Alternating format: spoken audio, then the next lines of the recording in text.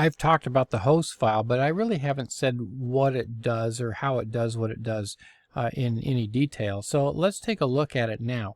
First of all, let's just open the host file.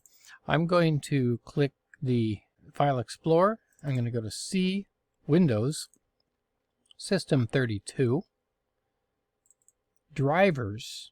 I know that's a funny place for it, but that's where it is. Etsy, which is a holdover from the old Unix days. And then here's the host file.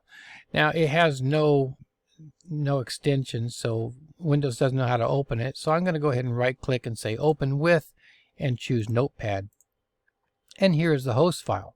All these lines that have the octothorpe here, those are just comment lines, so they don't do anything.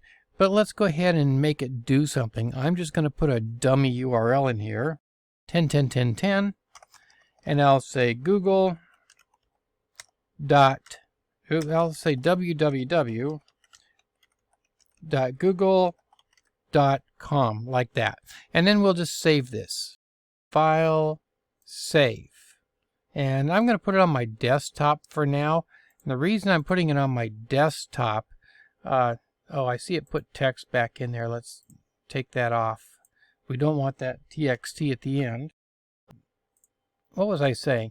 The reason I'm saving it to my desktop is because I can't directly put it here. It won't let me save it. So I can move it there, but I can't actually write it to that spot. Now before I do this, let's actually go to google.com. There we go. And verify that we can get there.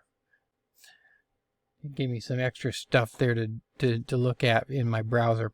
So I can get to google.com. If I reload, you can see I can get to google.com just fine. But now I'm going to go back and replace that host file with the one that I created. And I have to give it permission. There we go. It's now in here, and let's just take a look just to verify that. Notepad, we'll open it up, and sure enough, it's going to try to direct it to 10.10.10.10. Now, before this works, I'm probably going to have to clear my cache in my browser. So I'm going to go ahead and go to my settings in the browser and go down to security and clear browsing history. And now that I've cleared browsing history, let's go back to Google here, and I'm going to attempt to reload, and let's see what happens. Well, it's having trouble, and it will in a few moments here time out. So that's called poisoning the host file. And what I've done is I've redirected, there it is, you notice I can't get to Google now. I've redirected the Google to an IP address that doesn't exist. But you can imagine a bad guy redirecting it to whatever site he or she wants you to go to whenever you try to go to Google.